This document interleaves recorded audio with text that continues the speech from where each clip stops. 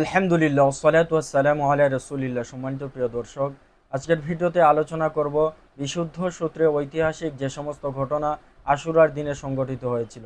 সম্মানিত দর্শক, 10ই মুহররম আশুরার দিন অন্যান্য দিনের মতো একটি দিন, তবে এ দিনের বিশেষ মর্যাদা ও ফজিলত রয়েছে। অতএব এদিনে অন্যান্য দিনের মতো নানান ঘটনা সংঘটিত হওয়া স্বাভাবিক বিষয়। আজকের ভিডিওতে আলোচনা করব বিশুদ্ধ সূত্রে যে সমস্ত ঘটনা 10ই মুহররম আশুরার দিনে সংঘটিত হয়েছিল। এরকম তিনটি ঘটনা সংঘটিত হয়েছে বলে জানা যায়। প্রথম নম্বর, আনজাল্লাহু মুসা ওয়া কওমাহু, আল্লাহ পাক রব্বুল আলামিন মুসা আলাইহিস সালাতু ওয়াস সালাম এবং তার কওমকে 10ই মুহররম আশুরার দিনে ফেরাউনের হাত থেকে নাজাত দান করেছিলেন।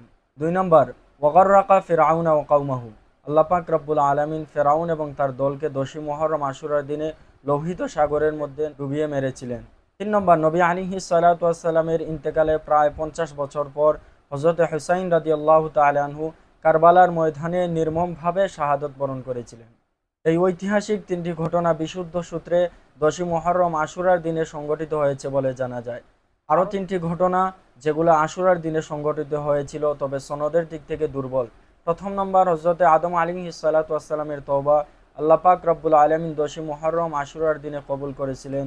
দুই নম্বরে, হযরতে ঈসা আলাইহিস সালাতু ওয়াস সালাম 10ই মুহররম আশুরার দিনে জন্মগ্রহণ করেছিলেন। তিন নম্বর, হযরতে নূহ আলাইহিস সালাতু ওয়াস সালামের কিস্তি জুদি পাহাড়ে গিয়ে 10ই মুহররম আশুরার দিনে লেগেছিল। এই তিনটি ঘটনা সনদের দিক থেকে দুর্বল। বাদবাকি এছাড়া আরও যত ঘটনা 10ই মুহররম আশুরার দিনে সংঘটিত হয়েছে বলে জানা যায়, সবগুলা বর্ণনা জাল, ভিত্তিহীন, বানোয়াট। বিশেষত 10ই মুহররম আশুরার দিনে কিয়ামত সংঘটিত হবে। আল্লাহ পাক রব্বুল আলামিন এই দিনে জান্নাত জাহান্নাম সৃষ্টি করেছেন, আসমান জমিন সৃষ্টি করেছেন, লৌহ কলম সৃষ্টি করেছেন। এরকম নানান বর্ণনা পাওয়া যায়, যে সমস্ত বর্ণনার অধিকাংশই মুহাদ্দিসিনে কেরামের মধ্যে জাল, ভিত্তিহীন। আল্লাহ পাক রব্বুল আলামিন আমাদের প্রত্যেককে বিশুদ্ধ জ্ঞান অর্জন করার তৌফিক দান করুন। আমিন। ওয়াসসালামু আলাইকুম ওয়া রাহমাতুল্লাহ।